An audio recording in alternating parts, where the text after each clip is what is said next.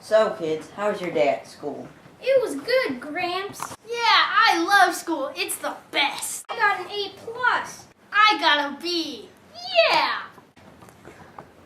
That's very nice. Thank you.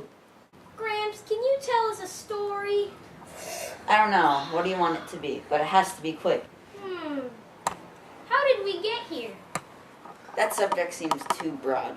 How about, when did Arabia begin? Hey, why don't I get a say? Because you're stupid. No, you're stupid.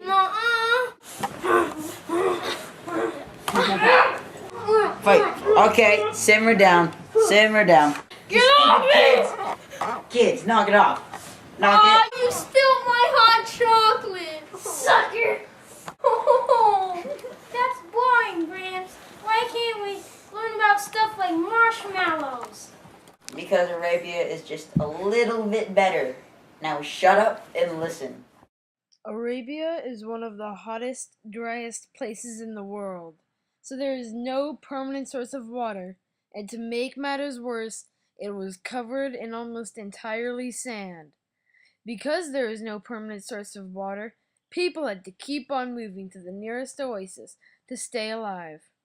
They eventually decided to live at oases instead of traveling around, and created towns there.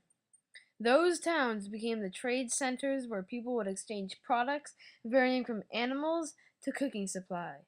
In one of these communities, a prophet arose, named Muhammad. He was raised in a caravan by his rich uncle, and as he was traveling, he saw a lot of very poor people. Muhammad began to wonder why he had so much and they had so little. One day, while he was praying, an angel came to him and told him to recite the name of the Lord. After a few years of keeping to himself, Muhammad finally spoke out. His new religion, Islam, taught that there was only one God, Allah, and that the rich and poor would be equal, which also meant that the rich should give money to the poor. All of his preachings were copied down and written in a book called the Quran. These messages angered many people. He was even expelled from Mecca and received many death threats. Muhammad and his followers fought many gruesome battles against people opposed to Islam in Mecca, and eventually Islam was accepted as the official religion, and from there it spread all over Arabia. Like any religion, people were expected to live a certain style of life and obey Muslim rules and social hierarchy. Their everyday lives were supposed to be carried out on the basis of the Sunnah, or the way Muhammad lived. The 5 pillars of Islam are the 5 acts of worship. They include faith, daily prayer, yearly donation to charity, fasting, and Hajj. The Sunnah and the Quran are also the basis for Islamic law. The highest leader of Islam was known as the Caliph, and many wars were fought over this position. The Sunni believed that the Caliph did not have to be related to Muhammad, while the Shia thought the opposite. The Caliph did have to be related to Muhammad. The Muslim empire's growth can be largely credited to Abu Bakr and his wisdom. He would make treaties with non-Muslims he conquered which kept them happy, but they had to follow a list of rules. The Muslim Empire took over lands in Central Asia, North India, and the Arabian Peninsula, North Africa, and Spain. The merchants also helped the expansion of Islam by traveling to new lands and preaching, such as India and Africa.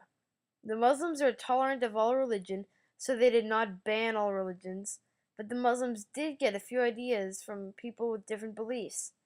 For example, they started speaking Arabic and used Persian currency. These factors helped unify the Islamic world. 2 major Islamic cities that arose were Cordoba and Baghdad. Both were great centers for education, trade, agriculture, and good economy. The only difference is that Baghdad focused more on science, while Cordoba was a center of learning. As the Islamic Empire grew larger and larger, 3 other smaller empires arose within it. The first was the Ottoman Empire, which was led by Mehmed II and Suleiman I. They expanded from Eastern Europe to Northern Africa and Arabia. The second empire that arose was the Safavid Empire, with the Shah or the leader, being Ismail, who converted the entire empire to Shiism, the beliefs of Shi. He fought many battles against the Sunnis and faced some crushing defeats. The third and final empire, the Mughal Empire, was led by Babur and Akbar. Akbar expanded the empire to cover almost all of India and had a religious tolerant policy. Ancient Arabia had many impressive cultural achievements too. One very well-known achievement was the Taj Mahal.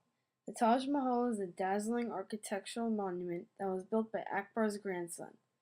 Muslim scholars made advances in math, geometry, science, astronomy, and architecture too. Those advances also affect our daily lives. And that is the story of how Arabia began. Wait, what? Huh? That's the story. Were you two listening? Listening to what? Yeah. My whole story on Arabia. What's Arabia? Should have told you about marshmallows. Yep. Oh yeah, okay. Wait, should I pick her up?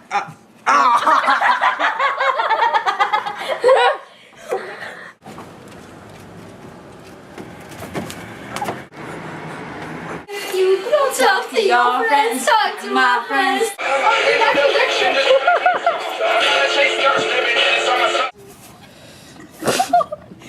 Dude, this fall, I swear to God. Blooper. It's a blooper.